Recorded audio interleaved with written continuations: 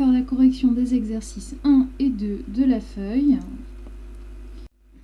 Alors, pour l'exercice 1, on vous parlait d'une solution de diode qu'on dosait avec l'ion thiosulfate qui est S2O3 2-.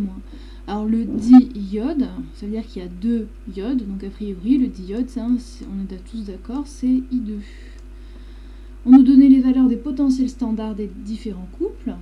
Il fallait montrer dans la première question que la réaction entre le diode et l'ion thiosulfate était possible. Donc en fait, nous, ce qu'on veut savoir, c'est si la réaction entre I2 ici et l'ion thiosulfate, c'est-à-dire S2O3 2-, elle est envisageable.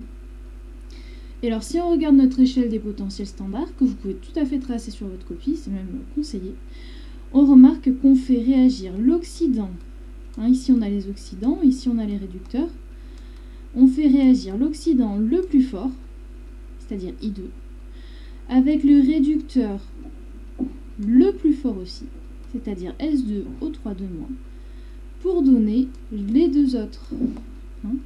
Donc oui, la réaction, elle est possible, elle est même spontanée, puisqu'on a fait réagir l'oxydant le plus fort avec le réducteur le plus fort. Maintenant, pour compléter les équations de réaction, on va regarder les équations de demi-réaction.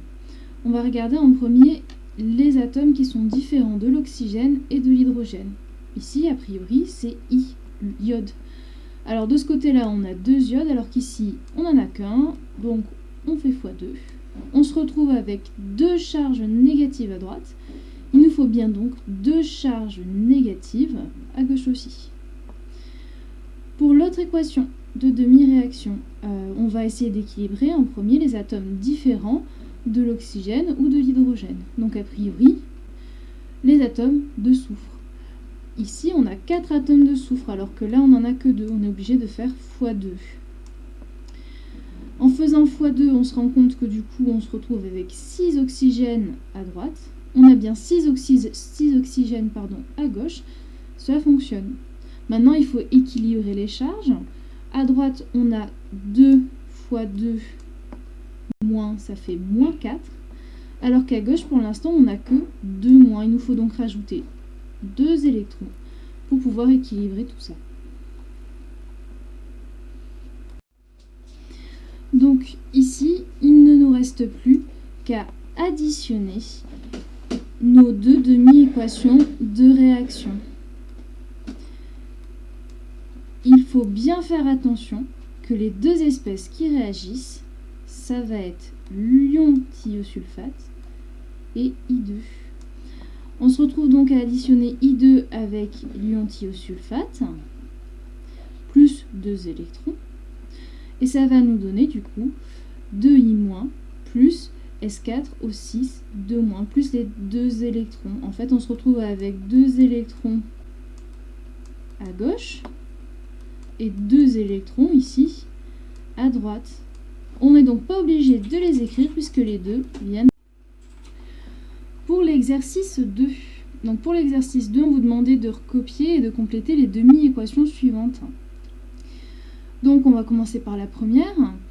En premier, on va essayer d'équilibrer tous les éléments chimiques qui sont autres que de l'oxygène ou de l'hydrogène. Ici, le carbone, on en a 6 de ce côté, on en a 6 de ce côté, on est plutôt content. Ensuite, on regarde l'oxygène, on en a 6 ici, 6 là aussi, donc c'est bon.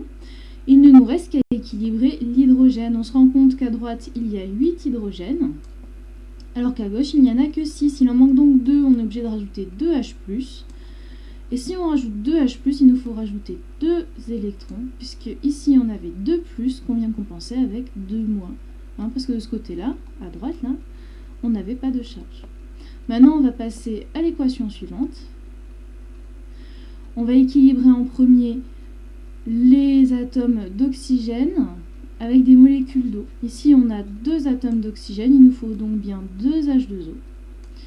Maintenant, on va regarder les atomes d'hydrogène. On en a 4 à droite, il nous faut donc 4 H+. Et donc, vu qu'il n'y a pas de charge à droite, il nous faut annuler nos 4 plus avec 4 moins, c'est-à-dire 4 électrons. Pour la question 2, il fallait écrire l'équation de la réaction spontanée ayant lieu. Alors, pour pouvoir déterminer quelle est la réaction spontanée qui a lieu, on est obligé de passer par les potentiels standards. C'est-à-dire que vous écrivez les oxydants à gauche, les réducteurs à droite, et on regarde, en faisant réagir quelle espèce avec quelle espèce, on obtient un gamma. Et donc c'est en faisant réagir O2 avec C6H8O6 qu'on va obtenir un gamma. Hein, ici. On fait toujours réagir l'oxydant le plus fort avec le réducteur le plus fort. Ça va donc nous donner, il va nous falloir du coup additionner nos deux équations de demi-réaction en faisant attention qu'on va faire réagir ici C6H8O6 avec ce côté-là de l'équation de demi-réaction. Si on regarde dans la première équation, on va pouvoir donner 2 électrons, alors que dans la deuxième, on en consomme 4. Ça veut dire que cette équation-là, il faut qu'elle se passe 2 fois pour que la deuxième équation puisse se passer une fois.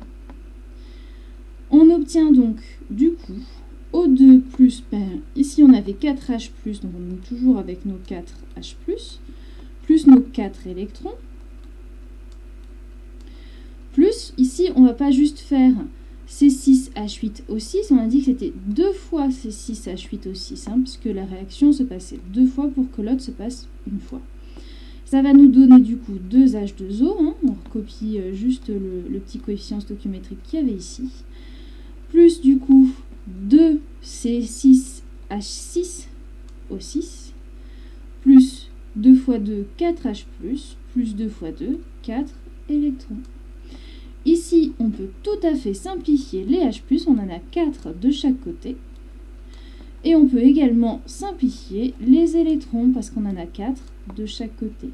On se retrouve donc avec une équation simplifiée qui est O2 plus 2C6H8O6, qui nous donne 2H2O plus 2C6H6O6. En question 3, on nous demandait de justifier que l'acide ascorbique soit qualifié d'antioxydant. Ici, l'acide ascorbique, c'était donc C6H8O6. Il est qualifié, c'est-à-dire cette espèce-là, il est qualifié d'antioxydant, puisqu'en fait, c'est lui qui va venir se faire oxyder à la place des pâtes, à la place du glucose dans les pâtes. Voilà.